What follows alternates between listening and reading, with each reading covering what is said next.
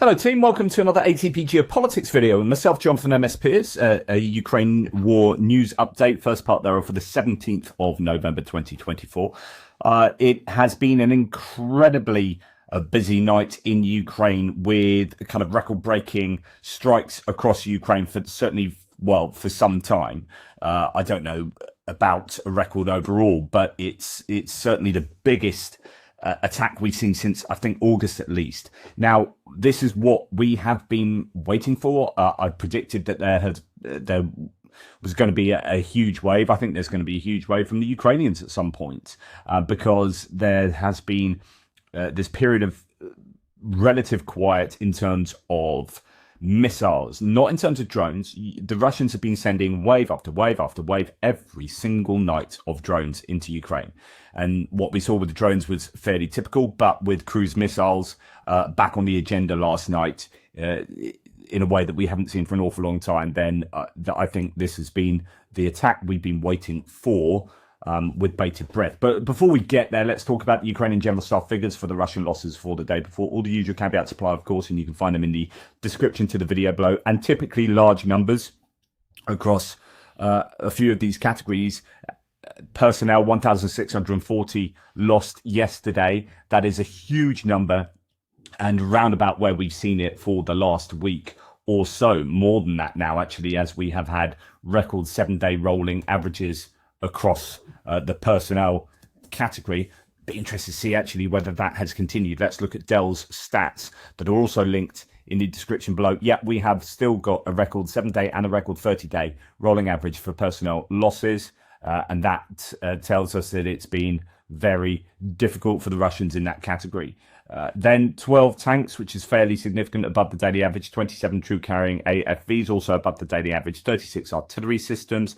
Likewise, 85 vehicles on fuel tanks, very heavy losses there, and 2 pieces of special equipment. We have seen large numbers of vehicles and fuel tanks being lost on a daily basis for the last week, for the last month, really. If we look at the vehicles and fuel tank losses, we've got 85, 69, 77, 124, 96, 68, 119, 122, 66, 84, 78. I mean, phenomenal losses in that category.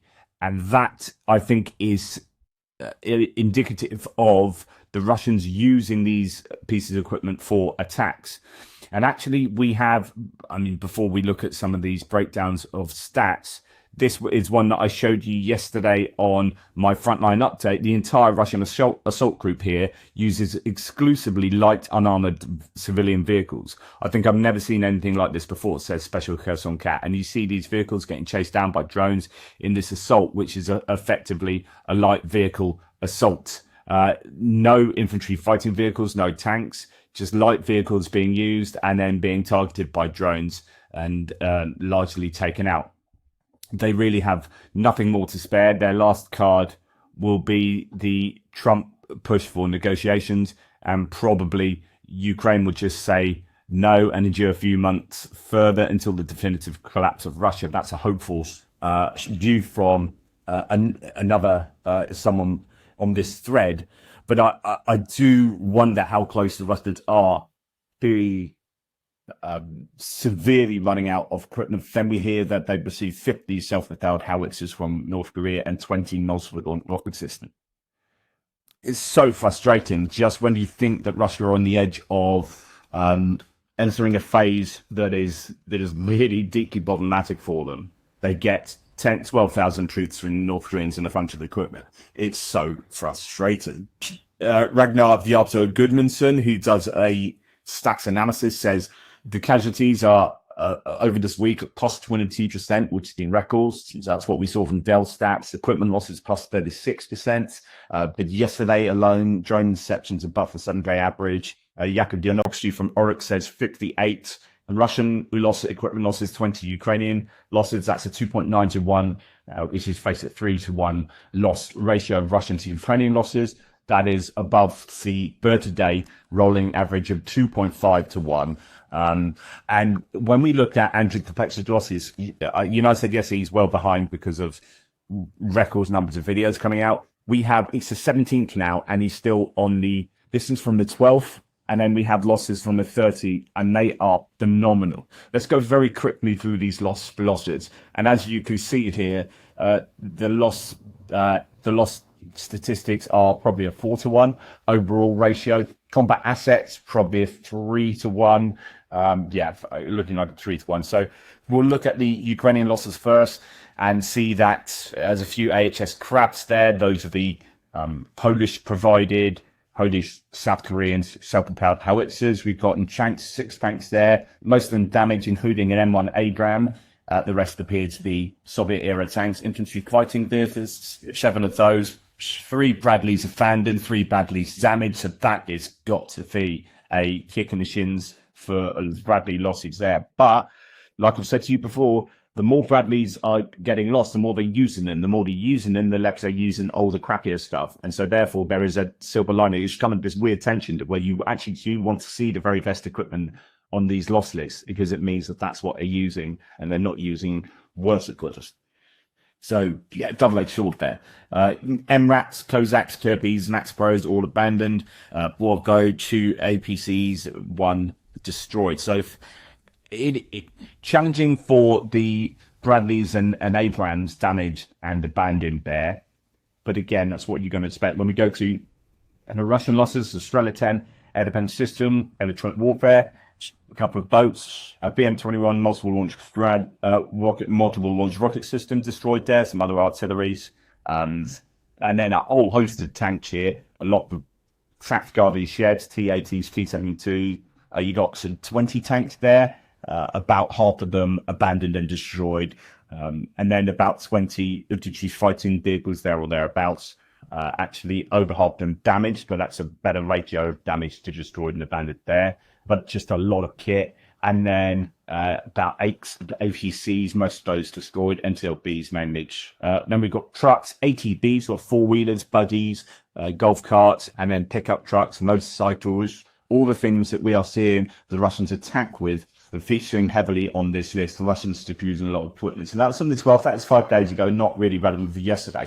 And we look at the losses for the 13th. By the way, he adds there that with those losses, 122 humans he saw die on video for that particular day. And that is a spike up from numbers that we've seen normally from here, which shows that these visually confirmed data sets do track the trends. So as we see, the Ukrainian general staff figures go up to like 1,700, 1,640. You see the visually confirmed deaths of human beings go up from sort of 60, 70, 80 a day to 122 a day. That percentage rise is tracking. It makes you, there's further evidence Ukrainian general staff figures are at least accurate in their trends. Even if the overall numbers aren't like 100% accurate, they tell us an accurate story, right? And I will die on that hill, because I think 2.5 years of showing you this stuff, so we should have some faith in what the Ukrainian general staff are saying. And I think anyone who comes on and says, what about Ukrainian loss of goals, there's propaganda or whatever, right? You need to understand the context. Okay, these are massive lists for the 30th. Just look at that. That's like, what, 7-to-1? 6-to-1 loss ratio? Absolutely phenomenal losses there. So what we're going to do, I think he's split these up into the screen grab of that means that if I zoomed in on it, you wouldn't be able to work out what it said because it'd be blurred. So he's then put these other useful screen grabs into this, the Ukrainian losses. These are the Ukrainian losses. Glover Starlink, we'll forget them. 1 piece of artillery. Then we're onto tanks. 9 tanks there, which Aleka 2A4 has been abandoned, hit by a Lancet. We've got a Challenger 2 damage. I haven't seen a footage of that. That's interesting. That's the first time we've seen a Challenger damage since the attacks in Rovotina. I think Malatok Machka, I think there was some challenges around that area back in May 2023. We've got Aleka 2A4 damaged as well. So some of these much more modern tanks starting to appear on the loss list. But again, it's exactly the same rationale as I explained before. Another captured Bradley, that's going to hurt. And then BMBs, the rest of those infantry fighting vehicles, there's about half a dozen of those outside of the BMP. Then we've got APCs, the usual sort of Western provided ones. We've got a VAD, French one, Senator, Canadian Striker, American, another ATC, and then a BTR Soviet era. a couple of MRAPs there. So it is, you could say it's a little bit painful with the damaged Challenger, damaged Leopard 2A4, and it was abandoned 2A4. But then again, it's stressful also, you're going to expect. Now, when we look at the Russian losses here, goodness me, they are extensive. Look at the civilian vehicle losses, just absolutely tremendous losses there. But we'll go first of all. Hopefully, they have mode. He's not got the full amount. I think it's no. So we are missing what at the top there. See if I can see. Fab. What we can do is go to I can't maybe 10 change day or that and look at the original sheet Corvin. And that is so this is the 13th. Okay, so we can go down. This is great stuff. Okay, so we have an air defense system that has been destroyed. That's an OSA, an awful lot of surveillance and comms equipment, a commander control vehicle made up into a track guarding shed. So that's interesting that they're turning that into a glorified APC. A commander control. We've got a radar. Don't know the 1L122 Harmony. We've got a lot of artillery there. N46 is a D30, really old. The BM21 Grad multiple launch rocket system destroyed and another one damaged. Then tanks, awful lot of tanks thrown in with quite a big range of tanks, including T90A. So the T90A is one of the most modern tanks, but it's not a T90M, which is the most modern variant, but it's still up there. So lots of one of those. Another T90M has been turned into a track garden shed. I think I showed you that one where it drove into a giant ditch and flipped upside down. So that was from remember this is a 13. We're going back in time. And then you've got, goodness me, how many infantry fighting vehicles? 60 to 110. No, it's not like, there's got some misses there, surely. Surely we've got some misses. 60. That can't be true. You can't have 50 infantry fighting duos. That's row 60 to row 110. 50 infantry fighting vehicles. That is absolutely insane. So we've got BMPs, BTRs, BMP 123s. My goodness. Okay, but there is just a phenomenal a list of visually confirmed infantry fighter vehicle losses. And then a half dozen ATCs thrown in as well. So just an incredible list of losses there. Mainly infantry fighting vehicles. Got some ATVs thrown in as well, because measure trucks. And of course, a huge number of civilian vehicles, loads, cars, motorcycles, so on and so forth. Just an incredible list, although it doesn't refer to yesterday. That's just 2 days in the last week.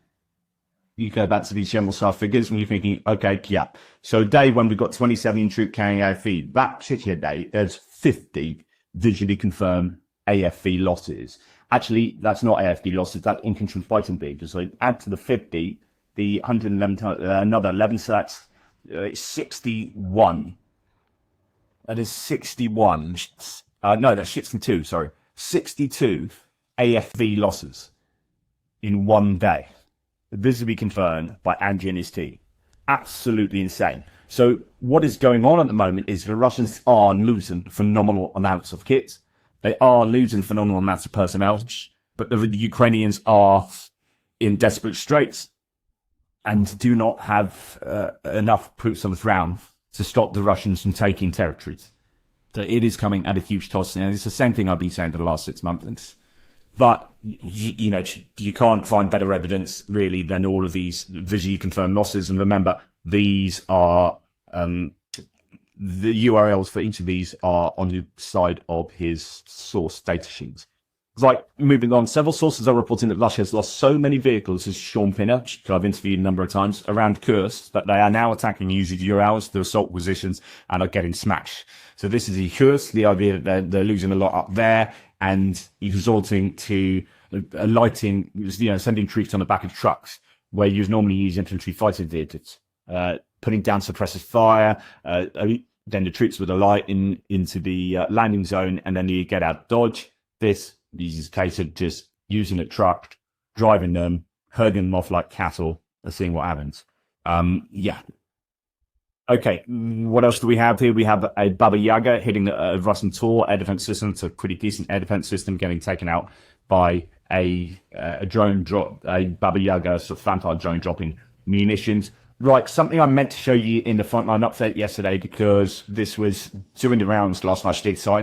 So this is drone footage being released of a devastating strike on a large concentration of Russians in occupied Zaporizhia region. HIMARS were used to blast the gathering of Russian soldiers in the village of Tavria. And what is interesting about this is you get the HIMARS being used initially as like unitary warheads, and then you get a cluster one hitting arsenals. So a few years ago, HIMARS started concentrating Russian military men in Tavria, the work of the 15th separate Brigade of Artillery Reconnaissance Black Forest and Area Reconnaissance 128. Obviously, I can't show you too much, but there's lots of people and then other vehicles going by and so on and so forth. And then, lots of things going on. And then it gets hit with these Unit 2 warheads and then gets hit later with the,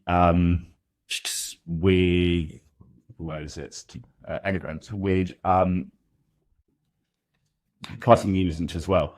So that sounds like a pretty devastating hit to Russians there. Andrew Betcher then says, and I shared this on Facebook last night because it kind of got to me. For people on my feed who are still kind of arguing that this is NATO expansion and blah blah blah. It's like what NATO expansion causes Russians to murder farmers and their animals. Really? That you should blame NATO expansion on that, or which bastards doing fast to be thieves? Andrew Petcher says the horror that Russia is inflicting upon the farmers of Kherson is going unreported. Let me tell you, BD. The road between Stanislav and Alexandriivka is heavily mined by Russian drones. They drop mines from things like Mavics drones to cover the roads and the areas around the roads. Furthermore, the Russians are flipping between hunting down farmers, using packs of drones and attacking humanitarian aid funds. They will do things like send a group of 4, 5, 6, 7 drones into a group of farmers and take turns dropping bombs and diving upon people. They attempt to herd people into vulnerable positions, cause them to panic, and then drop bombs at them. It is common to hear that people snap from the stress and begin to act erratically, walking in circles, for example. This makes them an easy target to kill. They also target and kill animals, for example, cows, and also dogs, and anything else they find, to deprive the people of their livelihoods and companions. Russians will fly over a farm, waiting for a farmer to come gather their cows, and then attack them, attempting to kill as many as they can. It's just, it's gone, as someone says here, it's gone from shelling indiscriminately to actually targeted murder of people and animals. Just, honestly, and it makes me sick.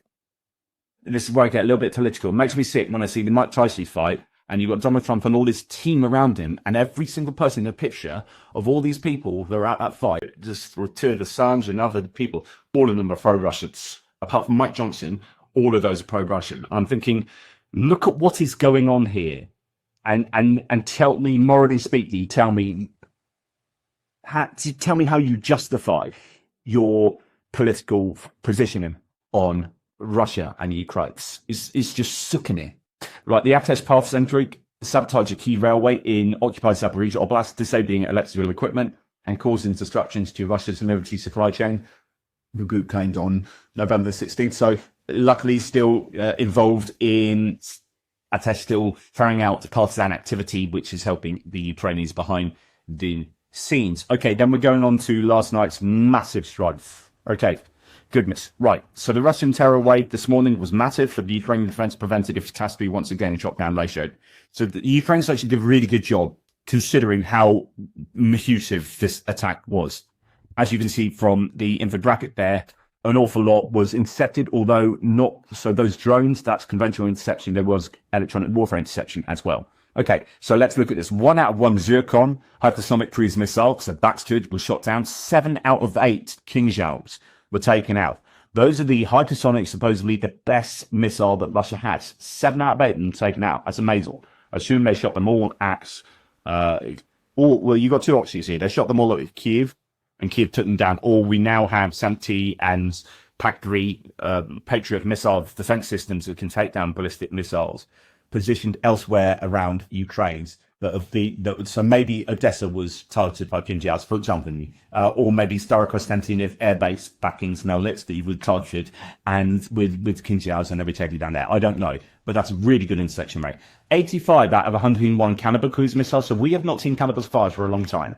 I presume that means they were throwing them from Jurassic fleet, that they eventually came out of their hidey hole in Novorossiysk and were firing those into Ukraine, because otherwise they'd have to release them from the air north of the border, and I imagine UK are using those planes to buy the Kinzhaus for hot.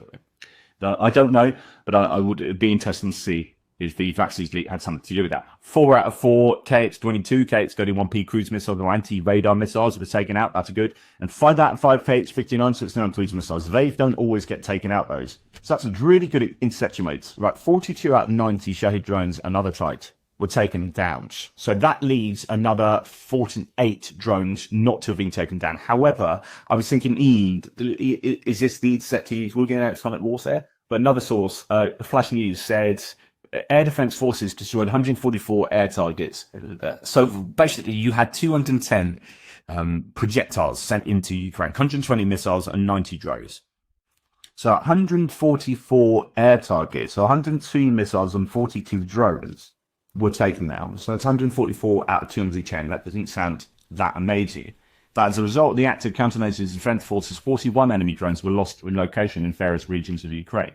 So actually, we can add another 41 to that, and that brings us to 185, which only gives then 25 drones and missiles to the crew. 2 more drones to towards Russia and temporarily oxidized, so that's 23. So it could be that you had 23 things getting brief, if you like, and that's not all that bad considering the sheer volume of threat set. So it's good to see that this was front page news on say the diving. Hopefully you look at other media alphas. This is like the top news thing. Ukraine war live, emergency power outages after Russia launches massive missile strike on the energy grid.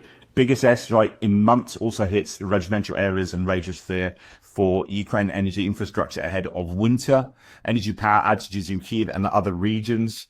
Dnipropetrovsk in trouble. Odessa, I know that was really heavily targeted as well.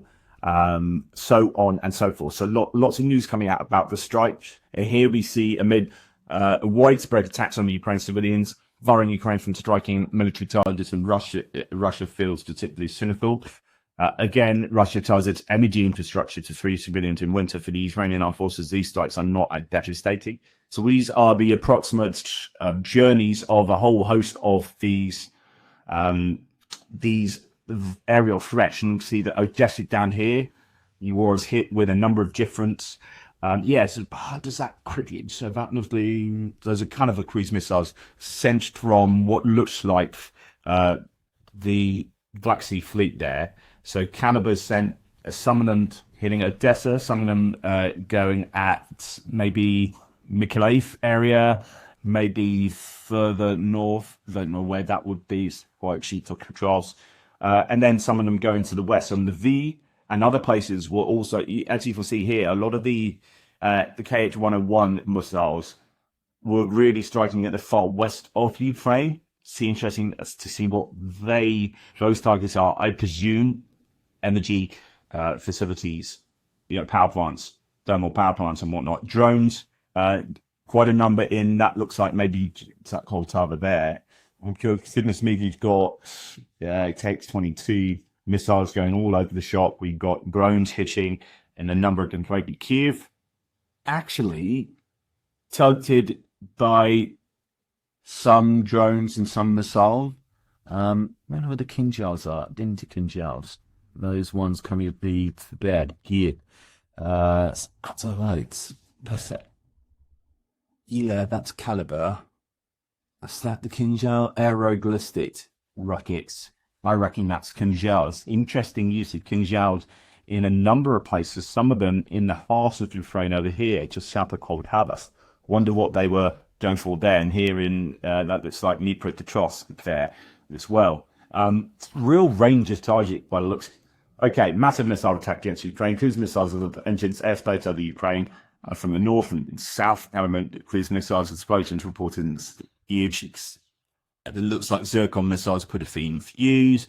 TH-101s from 295 MS bombers, Canavan missiles from Russian Navy. So there you go. Zircon missiles, Shahed type drones, everything in the morning attack. At least 45 missiles airborne, blah, blah, blah. So you can see this as it was being reported.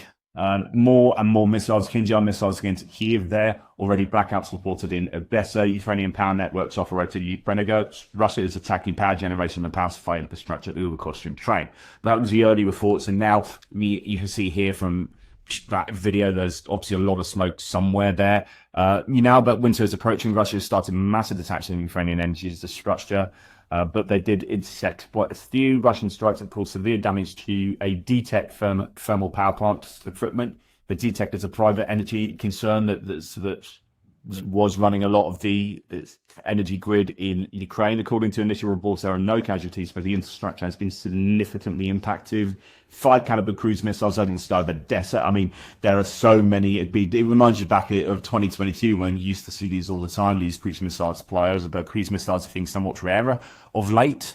But last night, huge number of these, and this morning, by the looks of it, huge number of these cruise missiles flying over Ukrainian skies. Yeah, indeed, as a 5 cruise caliber missiles over the sky of Odessa, the noise brings you back to February 2022. Then Tendar says, 36 hours after the call between Scholz and Putin, as well as President-elect Trump's warning not to escalate, Russia launched its first massive winter terror wave, according to the official Ukrainian source. Yeah, Scholz has a phone call yesterday. Russia sticks 2 fingers up and goes, yeah, so gee. Trump goes, yeah, please don't escalate. And Putin goes, yeah, stick it up, yeah. Jackson, whatever. They don't give a damn. Quite a massive combined attack targeting all regions in Ukraine. Overnight and this morning, Russian terrorists used various types of drones, including Shaheds, as well as cruise ballistic and air ballistic missiles, Zircons, Iskanders, and Kinjals. In total, 120 missiles and anti-drones launched. Our air defense forces took down 140 of them. Said, I think it's nice to see there. Damage is reported to infrastructure, especially in Kryvyi. That was one of the places, Kryvyi, where energy and water supply has been suspended. So, just to let you know, from this, Kryvyi is there, so that's where some of the I think there's Kryvyi actually some of these missiles are. Anyway, to continue, areas of Mykolaiv and Lviv have been struck as well. Human casualties have been reported across the country. Tim White says, here's some good news in Ukraine. Has returned to Kiev than some other regions, but not yet. Odessa, which suffered a lot of damage. Emergency services said 3 private houses caught fire and 4 others were partially damaged. 1 teenager was injured. I should in that in Odessa. Ukraine raised its F-16 fighter jets to intercept Russian cruise missiles launched into Ukraine this morning. According to preliminary info of Ukrainian military sources, several F-16 were engaging operations and achieved very significant results. Waiting for more information. There's been some rumours that they did a pretty good job, the F-16s. Now, in response to Russia's attack with cruise and ballistic missiles and drones, Polish and Allied aviation have entered Polish airspace. The operational commander of the Polish armed forces confirmed they raised fighter jets and put air defense and radar systems on full alert. Indeed, they shot everything down, but, they were up in the skies. Ukraine's air defenses did a pretty good job, but thermal power plant were targeted as winter temperatures are dropping. Mykolaiv, here's some evidence of what was done to Mykolaiv. I think Ukraine probably did a comparatively good job at intercepting and bringing down a number of the aerial threats. Now, on the other hand, RIA Novosti, Russian news agency, claimed a drone workshop was hit in Mykolaiv. They also say 12 Ukrainian servicemen were killed and others wounded, though there's zero proof to count. I think that came yesterday. If that wasn't part of last night's strikes, but just to let you know, the Russians are claiming they took out a drone workshop in Mykolaiv and killed 12 servicemen. Absolutely no evidence of this. Regional Dava earlier said that there were no injuries to strikes that took place in Mykolaiv yesterday. Now, on to Ukrainian activity last night. All I know at the moment is that Ukrainian drones reportedly struck the Russian city of Izhevsk. which is 1,200 kilometers from the border, so that's a really long way away. The target appears to have been the Tupol plant, known for using the Tor air defense systems. So a part of the Russian military, that's a complex there being struck, essentially. And then here we have some numbers which might be of interest to you. Quote, Ukraine can now produce 15 to 10 to 15 domestically produced long-range missiles per month. I think it should be way higher than that, personally. It's 3 years into the war, and that should have been what the West was helping Ukraine to build up. If you can't use Western weapons to do these kind of distant strikes, then we need to be helping Ukraine to build at scale next-gen missiles and Palantir and whatever else. So these would be next-gen and Palantir. There's this source. Soon Russia is going to get a taste of its own medicine. Let's go. For this person, obviously happy with 10 to 15 long-range missiles a month. That equates to 1 every 2 days. That's not exactly... I personally, Russia are sending... okay, but they've waited to this point to do 120 after a couple of months of not doing any. But actually, what they are doing is like 5, 6, 7, 8 of those long-range missiles each day, generally. If you multiply that by 30, then you're talking 300 a month. If they're firing something like that, and the Ukrainians are producing 10 to 15, there is an asymmetry there that needs to be sorted out. Okay, moving on to other bits and pieces. This was doing the rounds yesterday. I talked about it in the frontline update last night. Russian channels are currently reporting that a large-scale leadership purge is underway within Russia's Third Guards Combined Arms Army. Per reports, the command staff of the 3rd CAA has been fired, and the commanders of the 7th and 121st Brigade have been arrested. It's reported, says this source, after the resonance to be inadequate and failed actions the group to disperse the direction, the following were allegedly arrested and or lost their posts. When do you think it lists a bunch of brigade commanders and commanders, blah, blah, blah. Italian commanders also got it. The reason given is concealing losses and the real situation from the higher command. This is what I talk about all the time, which is you've got BS going up, the chain of commanders. Someone gives a report to their commander. The commander knows it's there. You know it's BS. You know they know, you know, they know. Etc. And this goes up the chain of command. But at some point, someone actually believes it. At some point, people are getting these reports. You go, yep, this is what's happening. And I think that goes all the way to the top. So the beginning of the war can be explained in this way, where Putin didn't really have decent information about what's going on in Ukraine, and said, right, we're going to attack. The guard didn't cover, yeah, you have foreign information, you may cause scissors. So Putin made the terrible decision. 3 years later, we're like, well, that went well, didn't it? This is a great special military operation. So that chain gets broken, as in, like, the idea that you know it's BS, they know it's BS, this kind of merry dance that you had with BS reports gets broken. And at some point, now it appears that Vranio isn't playing such an important part as in that meta-knowledge. But actually, reports are just being believed, and they're incorrect. And now people's heads are rolling. This takes this, which is in the context of reports on casualties. So the Russians up their chain of command possibly don't realize how many troops they are losing on a daily basis. And it comes in the form of mapping.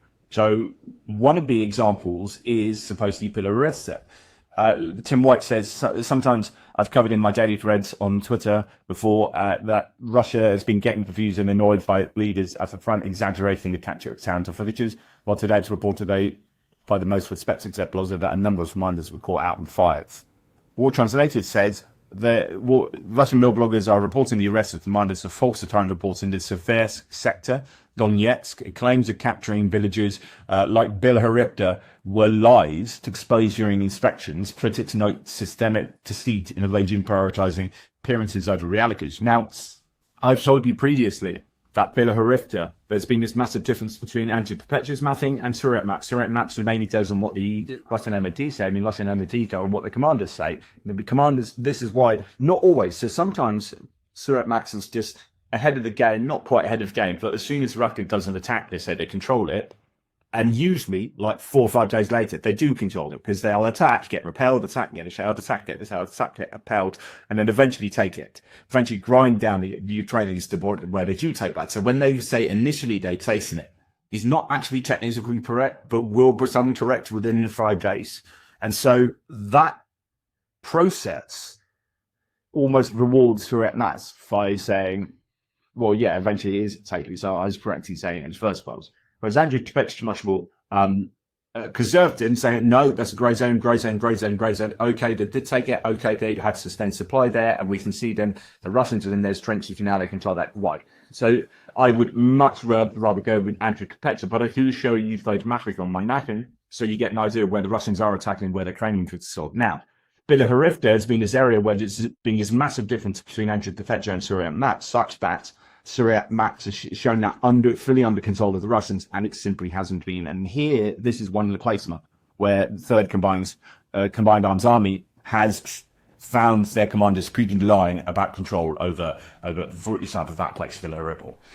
Now, as mentioned, Pyongyang has supplied Moscow's armies with long-range rocket and artillery systems, some of which have been moved to Russia's coast region. So apparently 50 self-propelled howitzers, the Koksan ones, the MU-1989 variants, possibly, and also 20 multiple launch rocket systems as well, supposedly with the Russians in Kursk region. So that is a real challenge to the Ukrainians, because you think, oh, we've done so well at attriting the Russian equipment at these incredible rates that we see and we talk about on a daily basis. And then the kick in the teeth is, oh yeah, now we cyber through all the old Soviet stuff, we're going to just use the old North Korean stuff. And if that is kind of an scapegoat's endless supply, if the North Koreans is prepared to do this on and on, then that must be demoralizing for the Ukrainians.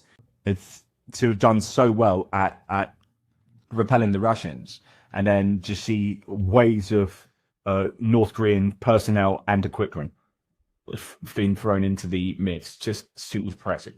Right, good news for Ukraine and further economic woe for the Russians. Russian railways have practically stopped cargo transportation in Russia, formerly PS01. Russian railways stopped sending containers to one of the main container terminals in the Moscow region, this very Yatino, for 10 days. The Borman's company employees working with this terminal. That could be a real indicative sign. The restriction is in effect from November the 12th to 21st, and is due to the fact that the terminal is overcrowded and Moscow railway is overloaded. According to Russian railway documents, the situation is similar to another large terminal, Electrudly. So it's not that they don't have stuff to move, it's they don't have, the network is overloaded, and the reason possible reasons of it being overloaded are rolling stock, locomotive lacks, they can't get maintenance, they don't, etc. It's been under funded for some time. Then alongside of that, Jane Kiev says, follow Yevgen if you want to watch the collapsing Russian economy in real time. So here we have a small thread. It seems from Yevgen Estrevin. It seems to me that the Russian construction market is on the verge of collapse. I will simply list the facts for you, and you can draw your own conclusions. 1. This week, banks raised rates on market mortgages to 28 to 30%. So if you want to get a mortgage, you're paying 30%, 28 to 30% interest rates on your mortgage. So who's going to be buying property with those kind of rates? Sberbank announced that if the limit on family mortgages is exceeded, the average weighted rate will be 11.8% and higher instead of 6%. 2, the largest developers are ending their subsidy and installment programs on November 15th to 30th.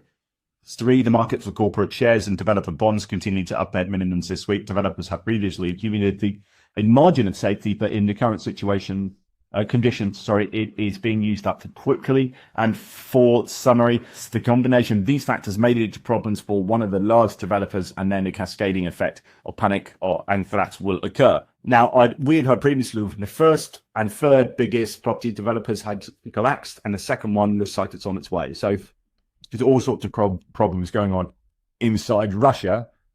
And then, you piece this together is container issues, refineries. 3 of the big refineries are unable to operate due to a number of different reasons. You see the sanctions biting. This could be a problem for Russia. Now, bad news here. Today in Berlin, there's expected to be a very big anti-war march, so pro-Russians out in Berlin, called by the Russia's opposition figures. Is this actually? I'm presuming this is the pro-Russia. Yeah, I wonder. Boston, Chicago, Los Angeles, Miami, New York, Sacramento, San Diego, Seattle, Tallahassee, Washington. Good reason to remind that we exist, and there are many of us, and also this is solidarity resolution remained in Russia. This regime that cannot leave now. Oh no, so this is totally different. I do apologize. Right, okay, this is quite good then. So today in Berlin, there is expected to be a very big anti-war march. So normally when you see anti-war march, it's like a Kriesman anti-war. So it kind of like you see in the US with regard to people like Jordan Peterson, even Tulsi Gabbard appeared at one, and Russell Brand, always speaker coming out saying war needs to stop, but essentially pro-Russian appeasement. This is actual Russian opposition leaders. There are also numerous other events happening around the world, including at least in 10 cities in the US, these up there. One protest which has already been and gone took place in Adelaide, South Australia. What's important to see here, the blue and white flag of independent Russia, but also the support for Ukraine, not just to demand for an unjust peace. That's the point there. So sorry, I should have read that. That really good news, actually. So these are Russians who are opposition Russians, tell you liberal Russians who have escaped Russia and are standing up against the regime in the Kremlin. So that's the me there. Anyway, thanks for watching. Really appreciate the support. Take care. I know it's a big one today. Soon fix and I'll speak to you soon.